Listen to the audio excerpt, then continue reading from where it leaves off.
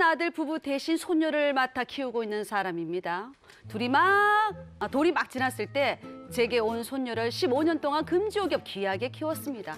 저한테는 하나밖에 없는 귀한 손녀인데 운영하던 식당도 폐업 위기에 놓였고 이제 늙어서 다른 일 하기도 어려운데 앞으로 손녀를 어떻게 키워야 하나 걱정이 이만저만이 아닙니다. 그래서 큰맘 먹고 아들에게 얘기했죠.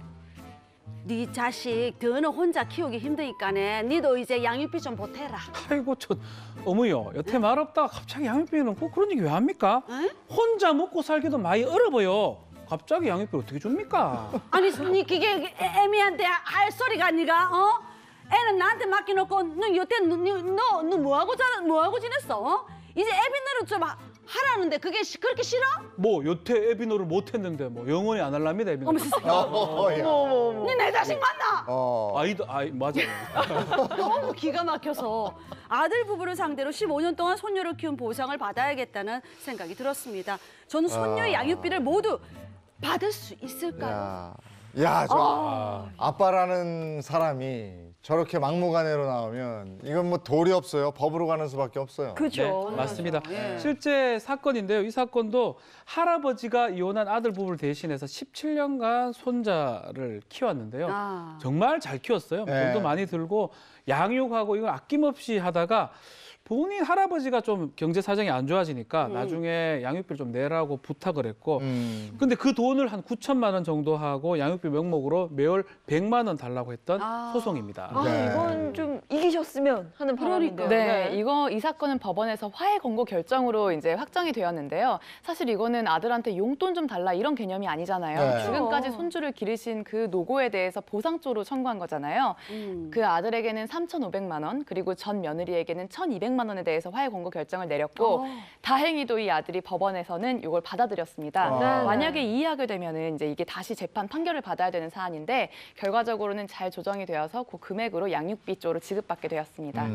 조부모가 손주를 키울 때 목돈 들어갈 때도 있잖아요. 그렇죠. 네. 그걸 뭐 양육비를 목돈으로 이렇게 청구 소송할 수 있어요. 가능해요. 양육비 자체가 아기 때부터 성년 될 때까지 뭐 매월 정기적으로 지급하는 경우가 제일 많긴 한데 갑자기 뭐 교통사고, 사고가 난다든지 아니면 갑자기 큰 돈이 필요하다면 상황이 변경된 거예요. 그 부분에 대해서 양육비 추가 지급 또 일시금 청구를 할 수가 있습니다. 근데 이렇게 수입이 뭐 많이 줄었다든지 아니면 아예 돈이 없다든지 이럴 때는 어떻게 해야 됩니까? 그 양육비는 어떻게 보면 생존을 위한 비용입니다. 네. 그렇기 때문에 내가 뭐 돈이 없어서 내 여유 자금이 부족하다 이런 것으로는 이제 전혀 인정이 될 수가 없고요. 그렇기 때문에 소득이 전혀 없는 부모에게라도 가정법원에서는 30에서 50만 원 정도의 양육비를 인정하고 있고요. 서울 가정법원에서 제시한 양육비 산정 기준표에 따르면 가장 적은 금액이 53만 2천 원, 그리고 많은 금액은 260만 원대입니다. 그렇기 때문에 필수적으로 지급돼야 되는 금원이라는 점을 잊지 마셔야 합니다.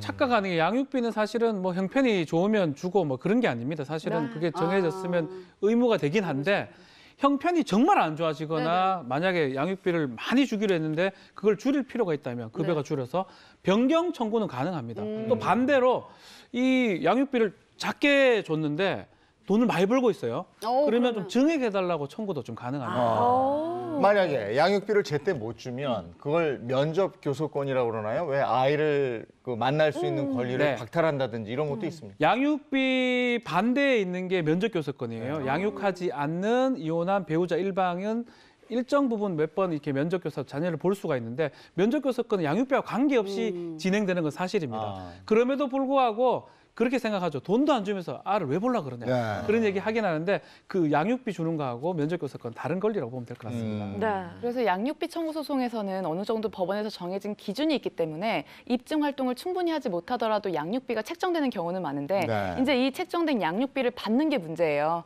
그래서 양육비 직접 지급 명령 제도라고 해서 채무자의 급여에서 그대로 지급이 되도록 하는 그런 제도도 있고요. 이행 명령 신청도 할 수가 있고 그리고 일시금으로 양육비를 지급하라는 이제 명령을 받았는데 30일 이내에 지급을 안 하면 또 유치장이나 구치소에 30일의 범위 내에서 이행할 때까지 감치하도록 하는 재판을 신청할 수도 있습니다.